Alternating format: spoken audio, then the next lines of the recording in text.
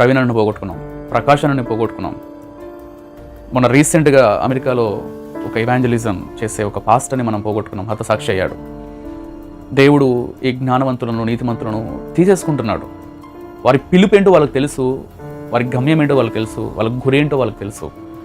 Brother John Paul brother, మీ పిలుపు ఇదేనా? మీ పిలుపు ఇదేనా? ప్రభు అయిన యేసుక్రీస్తు వారు ఇచ్చిన ప్రధానమైన 2 ఆజ్ఞల్లో ఒకటి, నీ పూర్ణ హృదయంతో, నీ పూర్ణ మనస్సుతో, నీ పూర్ణ ఆత్మతో దేవుణ్ణి, నీ దేవుడిని యెహోవాను లేకపోతే నీ దేవుణ్ణి ఆరాధించాలి, ప్రేమించాలి అన్నది మొదటి ఆజ్ఞ అయితే, నిన్ను వల్ల నీ పొరుగువాన్ని ప్రేమించాలి అన్నది 2వ ఆజ్ఞ. 2వ ఆజ్ఞ కదా. మరి మీరు అసలు ఆ 2వ ఆజ్ఞని మీరి ఎందుకు విమర్శనే పెట్టుకున్నారు మొత్తం అంతా? మీరు వాక్యం బోధిస్తారు, వాక్యం చెప్తారు, కానీ అవి ఎవరు వ్యూస్ రావట్లేదు, అవి ఎవరు చూడట్లేదు అని చెప్పేసి మీరు సైట్ ఆన్ తీసుకుంటున్నారు, రాంగ్ వేలో వెళ్తున్నారు, రాంగ్ డైరెక్షన్లో వెళ్తున్నారు. దేవుడు మీకు ఇచ్చిన పిలుపు ఏంటి? ఈ విమర్శించడమేనా? విమర్శించిన నాయకులు, విమర్శించిన దైవ సేవకులు చాలామంది ఉన్నారు, కానీ వాళ్ళు అదే పనిగా పెట్టుకోలేదు. వాళ్ళు ఒక విమర్శ చేసినా దాని వాక్యాన్ని ఎక్స్ప్లెయిన్ చేస్తూ ఎవరి పేరు తీయకుండా, ఏ సంఘం పేరు తీయకుండా వాళ్ళు విమర్శించి వాళ్ళు వాక్యంతో సంఘాన్ని కట్టారు. మీరేం చేస్తున్నారు అంటే వాళ్ళ పేరు తీసుకోవడం, వాళ్ళ సంఘాల పేరు తీసుకోవడం, వాళ్ళు విమర్శించడం, ఇదే పని. ఇదేనా బ్రదర్ మీ పిలుపు? దేవుడు మీకు ఇచ్చిన పిలుపు ఇదేనా? అందుకనే మీరు ఉన్నది ఇక్కడ. ఎందుకు బ్రదర్ ఈ యూట్యూబ్ వ్యూస్ కోసం పిచ్చోల్లాగా ఇట్లా పరితపిస్తున్నారు?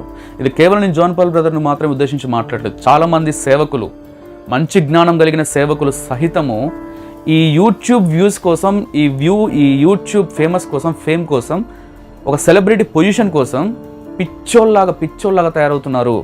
దేవుడిచ్చిన పిలుపు ఎడిపోతుందో, దేవుడు చెప్పిన ఆ ఉద్దేశం ఎడిపోయిపోతుందో.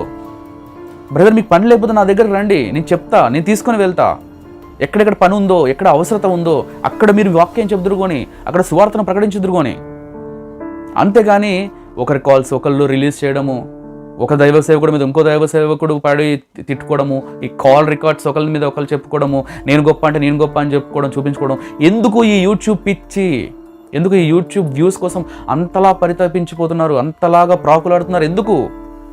రేపు దేవుడు నువ్వు నా కోసం ఏం చేసావని అడిగితే, అయ్యా నేను ఆయన తిట్టాను, ఈయన తిట్టాను, ఈ సంఘాన్ని అన్నాను, వాళ్ళని విమర్శించాను, వీళ్ళని విమర్శించాను, ఇది చెప్తారా?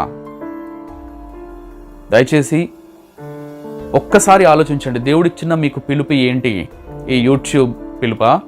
ఈ యూట్యూబ్ విమర్శ పిలుపా? ఈ యూట్యూబ్లో కనపడడం పిలుపా? ఈ యూట్యూబ్లో వాళ్ళని వీళ్ళని అడుక్కోవడం పిలుపా? వాళ్ళని వీళ్ళని విమర్శించడం పిలుపా? వాళ్ళని వీళ్ళని తిట్టడం పిలుపా? ఇదైనా దేవుడు ఇచ్చిన మీకు పిలుపు? ఒకవేళ అదే దేవుడు మాకు ఇచ్చిన పిలుపు అయితే నమస్కారం. దేవుడు మిమ్మల్ని దీవించును గాక.